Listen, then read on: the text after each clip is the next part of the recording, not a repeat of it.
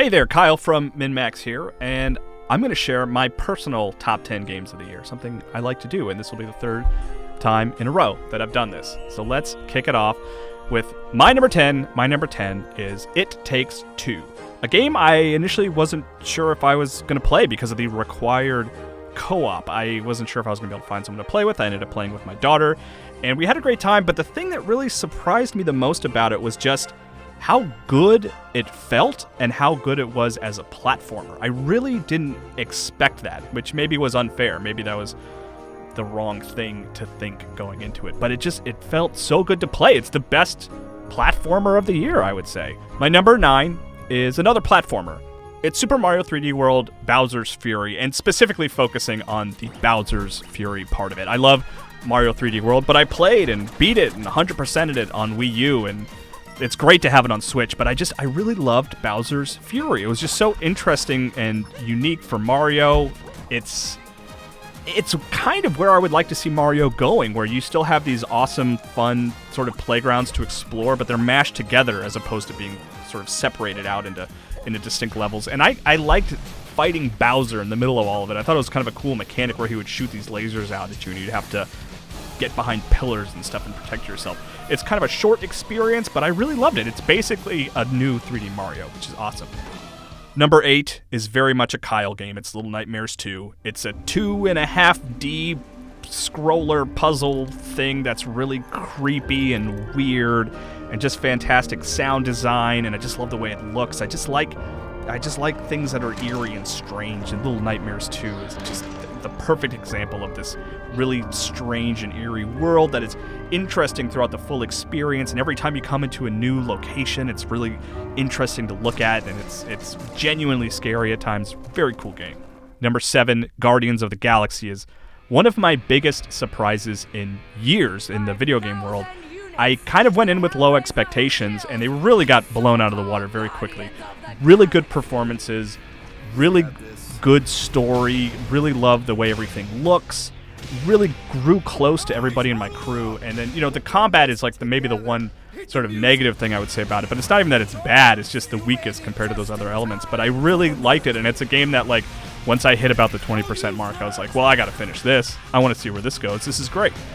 Number 6 is an old game. It's Resident Evil 4 VR for Oculus Quest 2, which I love Resident Evil 4. It's a classic. I've played it a number of times, but experiencing it in VR has just been this kind of revelation. I really love getting to see this thing I love from a new perspective, like a genuine new perspective, and it slotted so well into VR. It works so well, the setup that they did, and it's really fun to be in those areas that are very familiar to me and be able to, shoot the Ganados and stuff like that. It's really cool, and it feels like I'm playing Resident Evil 4 for the first time, big way. Number 5 is a game that did not come out in 2021, but I'm going to put it on my list because it's my list, and it was Undermine, which I played on Switch, and it's not my typical genre, or at least I would have said that last year. It's not my typical genre, but Undermine really pushed me over the edge into really enjoying a roguelike. I could not put it down. There was something about it that just really clicked with me, and I really embraced the sort of repetitious nature of it. The thing that it does really well that I love is that if you want to skip ahead, if you want to not, replay those early levels, it lets you do that and doesn't punish you for doing that. And I think that was the key to really making me enjoy it and really having a good time with it. I really loved it.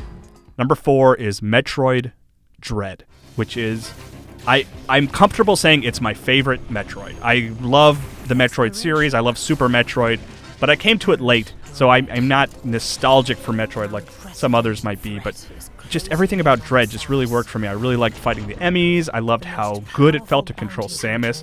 I liked the story. I liked talking to your computer. I liked the end. It was just a really great game and a really great Metroid game.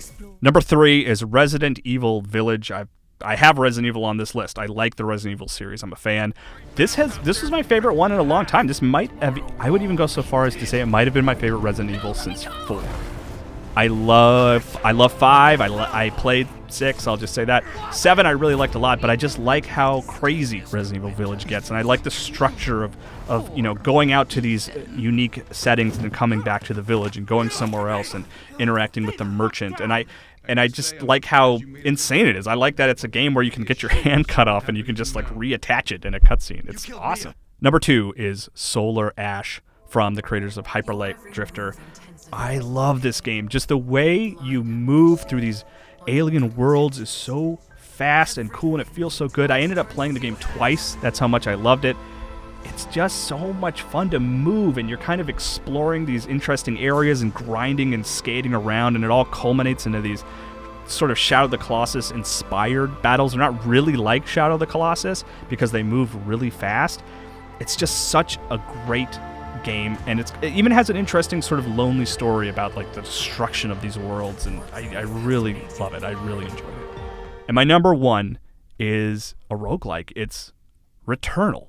Returnal, totally unexpected for me. I really like Housemarque games, but they're not games that I would really play excessively. They're games that I would play a little bit and be like, wow, that's really cool. It feels really good, and then I would move on. And I was excited about the idea of them sort of integrating story into it, and they just nailed it. It's just the way the story marries with the sort of really admittedly challenging gameplay. It just works so well. And understanding what the character Celine is going through, you really feel like you're going through it with her as you sort of take on these really big challenges. And it's a story about grief and overcoming things, and then the gameplay is just fantastic. It's just so fun to move around, and it's like this bullet hell insanity. Yeah, the middle section is really cool. We did a max spoilers on it, and I talked about it a lot in our end of the year discussions as well for specific story reasons why I liked it so much. But yeah, it really surprised me. I did not expect to be so taken with Returnal, but it was a game that I did not put down until I got the true ending, the difficult ending. It's a really fantastic game, and it makes me excited for what Housemarque is doing next. Maybe it's DLC for Returnal. I hope so. I'd love an excuse to revisit Returnal. So there you go. That's my top 10 for the year for 2021. There's one game that didn't come out in 2021 in there, but there's a lot of surprises for me this year. Things like Undermine and Returnal and Guardians of the Galaxy. I never would have expected those to be on my list. Resident Evil 4 VR even was a game that I love Resident Evil 4, but I didn't think it would end up on a top 10 list. But I really enjoyed all those games in a way I wasn't expecting. It's a good year for games. And of course, allow me to plug a couple things at the end here. Let's say my number 11 might have been Halo Infinite, and we've got the deepest dive going on Halo Infinite, so please check that out. And then we also have a max spoilers on my number 1 game of the year, Returnal.